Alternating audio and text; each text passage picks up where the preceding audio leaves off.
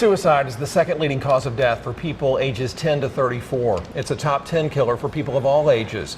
Right now, doctors at MCG are learning more about why insomnia is a risk for suicide and how to treat it. News Channel 6's Ashley Osborne reports.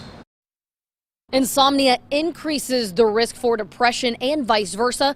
They both increase the risk for suicidal thoughts. So what do doctors do with that information? Well, the answers are hard to find because rarely are suicidal people included in studies because drug companies fear the risks. But MCG's Dr. Vaughn McCall is studying the topic now to learn more. If you treated the insomnia, could you make a difference? Nobody was touching that. To find an answer, they studied 103 people with major depressive disorder, insomnia, and suicidal thoughts for 8 weeks. All were given an antidepressant, but only half were also given a sleeping pill. Those folks who just got an antidepressant, the good news is many of them got much better and the suicidal ideation went away and their sleep got somewhat better.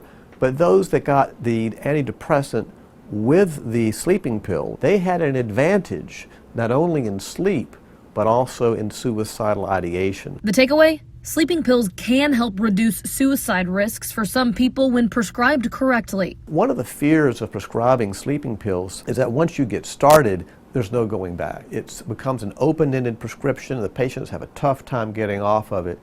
What was fascinating in our work is we told the patients up front, this is an 8-week study.